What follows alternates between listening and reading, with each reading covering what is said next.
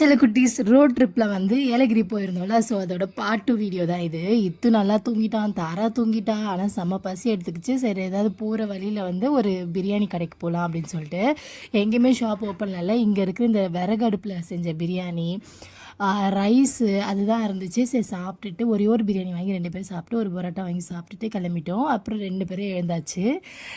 எழுந்ததுக்கப்புறம் ஜாலியாக வந்து அவங்க செம்மையாக என்ஜாய் பண்ணாங்க. அது மட்டும் ஷுவர் செம்மையாக 2 பேருமே என்ஜாய் பண்ணாங்க ரோட் ட்ரிப்பை. கிளைமேட்டும் வந்து செம்ம ஜில் கிளைமேட் தான். ஸோ அதனால் பசங்களாம் வந்து ஃபெட்டப் ஆகவே இல்லை, செம்மையாக என்ஜாய் பண்ணாங்க.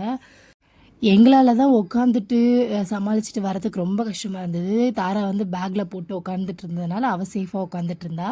ஸோ நானுமே அப்பப்போ ஒரு கிளிப்பிங்கை வந்து வீடியோஸ் அப்பப்போ எடுத்துக்கிட்டேன். மற்றபடி பெருசாக வந்து எடுக்கல. அதே மாதிரி ஏதாவது பெருசாக வீடியோ எடுக்கணும்னா ஒரு இடத்துல வண்டியை ஸ்டாப் பண்ணிவிட்டு எல்லாருமே வந்து ஒரு கேங்காக எடுத்துகிட்டு ஃபுல்லாக வந்து எப்படி இருக்குன்னு காமிச்சிட்டு நாங்கள் வந்து க்ளோஸ் பண்ணிக்கிட்டோம். ஏன்னா பசங்களெல்லாம் வச்சுட்டு இருக்கும்போது நம்ம வந்து ஆன் வேல வந்து பெருசாக வந்து கிளிப்பிங் எடுக்க வேண்டாம் அப்படின்னு சொல்லிட்டு போக போக செம்மையாக குளிர் வந்து ஸ்டார்ட் ஆகிடுச்சு. நான் வந்து செல்ஃபி ஸ்டிக் இல்லை, அதாவது ட்ரைபாடே செல்ஃபி ஸ்டிக்காகவும் யூஸ் பண்ணலாம், அதை எடுத்துன்னு போயிருந்தேன். அது வந்து ரொம்ப யூஸ்ஃபுல்லாக இருந்தது. ஸோ அதில் வந்து கேமரா வந்து ப்ளேஸ் பண்ணிவிட்டு நாங்கள் வந்து சும்மா அப்படி இப்படின்னு காமிச்சிக்கிட்டு ஜாலியாக வந்து ஃபன் பண்ணிகிட்டு இருந்தோம். இதுவரை இப்போ லீவில் இருக்கானா அவன் வந்து கேட்டுகிட்டே இருக்கான், கொடைக்கானல் அந்த மாதிரி போகலாம் போகலாம் போகலாம், மலை மேலே போகலாம் மலை மேலே போகலான்னு சொல்லிட்டு நாங்கள் வந்து சரி இப்போதைக்கு எதுவும் பிளான் பண்ணுற நிலைமையில் இல்லை. ஸோ வந்து ஆகஸ்ட் மந்த் வந்து மறுபடியும் ஏதாவது பிளான் பண்ணி போகலாம் ஃபேமிலியாக எல்லோரும் அப்படின்னு சொல்லிட்டு பிளான் பண்ணி வச்சுருக்கோம். பட் வந்து இந்த பைக்கில் போகிறது இதுவே லாஸ்ட் டைமாக இருக்கும், முடியல. ஆனால் இந்த ஏலகிரி ட்ரிப் வந்து ரொம்ப பட்ஜெட் ஃப்ரெண்ட்லியான ட்ரிப்பு. நம்ம சென்னையிலேருந்து வந்து ஒரு 4 ஹவர்ஸ் தான் ட்ராவலு. பைக்லேயே நாங்கள் போனோன்னா பார்த்துக்கோங்க. அதனால் வந்து நீங்களும் வந்து ஏதாவது ஒரு சாட்டர்டே சண்டே 2 நாள் வந்து உங்களுக்கு தொடர்ந்து லீவ் இருக்குது அப்படின்னா கண்டிப்பாக வந்து போய் பாருங்கள். ஒரு மாதிரி சில்லான வைப்பு. அதுக்கப்புறமேட்டுக்கு ஒரு மாதிரி ஃபுல்லாக நம்மளை சுற்றி மரம் செடி கொடிகள் அந்த மாதிரியே தான் இருக்கும். அதனால் வந்து ஒரு மாதிரி டிஃப்ரெண்ட்டான இடத்துக்கு வந்திருக்கோம் அப்படின்னு சொல்லிட்டு நம்மளுக்கு நல்ல ஒரு ஃபீல் இருக்கும். அதேமாரி அங்கே வந்து நிறைய அனிமல்ஸ்லாம் நம்ம வந்து கிட்ட பார்க்கலாம், கையில் தொட்டு பார்க்கலாம், அந்த மாதிரி நிறைய வந்து அந்த இடத்துல இருக்குது. ஸோ வந்து நீங்களுமே ட்ரை பண்ணி பாருங்கள். நான் எங்கே ஸ்டே பண்ணியிருக்கோம், எவ்வளோ பட்ஜெட் ஆச்சு எல்லாமே வந்து நான் அப்கமிங் வீடியோஸில் வந்து அப்படியே ஷேர் பண்ணுறேன். இது மேபி ஒரு 2, 3 பார்ட்டாக கூட போகலாம்.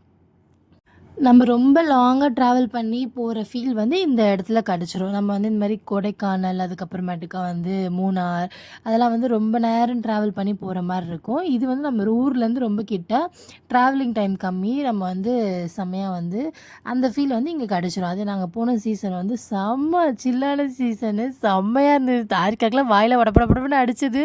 இதுக்கும் அதே தான், நல்லா என்ஜாய் பண்ணாங்க 2 பேருமே.